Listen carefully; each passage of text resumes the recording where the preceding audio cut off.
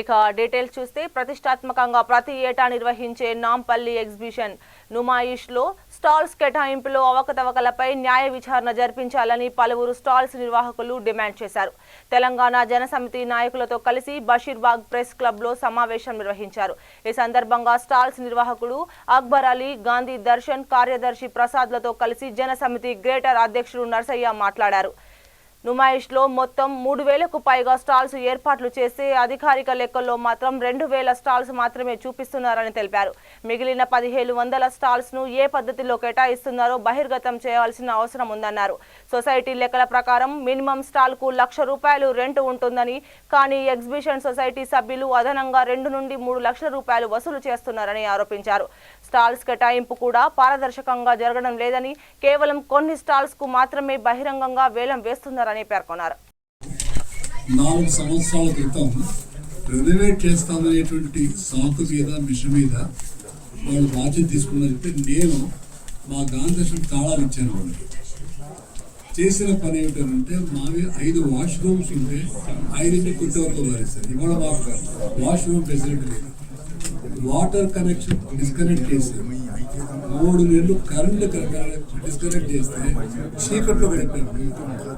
తర్వాత మా యొక్క 3 పైన రూమ్స్ ఉంటే 4 రూమ్స్ ఉంటే వాటిని కూడా డిమాలిష్ చేశారు. ఫస్ట్ ఫ్లోర్ రూమ్స్ అన్ని డ్యామేజ్ చేశారు.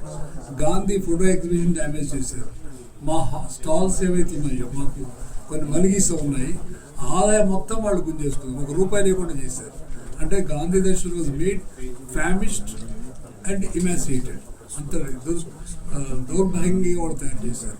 ఇప్పుడు అంటే వీరిని క్వశ్చన్ చేసినందుకు వాళ్ళు అసలు మీరే ప్రసాద్ గారు సెక్రటరీ కాదు, వేరే వాళ్ళు కమిటీ వేసామని చెప్పేసి అదంతా కూడా అబద్ధంగాను వాస్తవానికి విరుద్ధంగా ఇల్లీగల్గా ఇమ్మోరల్గా చేశారు. దాంట్లో తెలంగాణ గాంధీ స్మారక నిధి వాళ్ళతో పాటు కుమ్మక్కయ్యి వాళ్ళ కొంత ప్రలోభ పెట్టి వాళ్ళ వైపు చేర్చుకుని ఇవన్నీ చేశారు. కానీ నా మనవి ప్రెస్ వాళ్ళందరికీ ఏమిటంటే దాంట్లోని వాస్తవాలు మీరు స్టడీ చేయమంటారు. దానికి సమయ కాగితాలు ఇక్కడ ఉన్నాయి. సర్వోదయ విచార ట్రస్ట్ అనే సంస్థ 1972-73 సంవత్సరాల్లో గాంధీ దర్శన్ బిల్డింగ్ కట్టింది. ఈ కట్టిన హైదరాబాద్ లో జరుగుతున్నటువంటి all India industrial exhibition Numaish విషయంలో స్టాల్స్ ఎంపిక విధానంలో జరుగుతున్నటువంటి అవకతవకలపై ఇక్కడ న్యాయబద్ధంగా స్టాల్స్ హోల్డర్స్ కు న్యాయం జరగట్లేదని గత కొంతకాలంగా మన స్టాల్స్ హోల్డర్స్ కమిటీ తరఫున పోరాటం చేస్తున్నాం. స్టాల్స్ రాని వాళ్లకు న్యాయబద్ధంగా స్టాల్స్ ఎంపిక చేయాలని, స్టాల్స్ బాధితులు చేస్తున్నటువంటి న్యాయమైన పోరాటానికి తెలంగాణ జనసమితి సంపూర్ణ మద్దతు తెలియజేస్తుంది.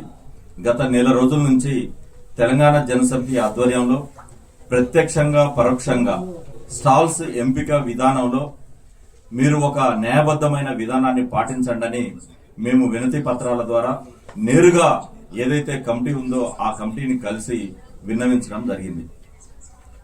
ఎప్పటికీ వాళ్ళలో మార్పు రాకపోవడంతో ఆ సొసైటీ కమిటీ చేస్తున్నటువంటి దోపిడీ మాఫియాని ఎప్పటికైనా అరికట్టాల్సిన అవసరం ఉంది. ఈ తతంగం ఇలానే కొనసాగితే ఇదొక పెద్ద కుంభకోణంగా మారే ప్రమాదం ఉందని గ్రహించి స్టాల్స్ బాధితుల పక్షాన తెలంగాణ జనసమితి నిలబడి పోరాటం చేస్తుంది. వారి ఈ సమావేశానికి సంపూర్ణ మద్దతు తెలియజేయడం కోసమే ఈరోజు ప్రెస్ మీట్ పెట్టి యావత్ తెలంగాణ సమాజానికి, రాజకీయ పార్టీలకు, శాసనసభ్యులకు, మంత్రులకు, ముఖ్యమంత్రికి ఈ అంశాన్ని తీసుకువెళ్లాలని మీడియా ముందుకు రావడం జరిగింది. ముందుగా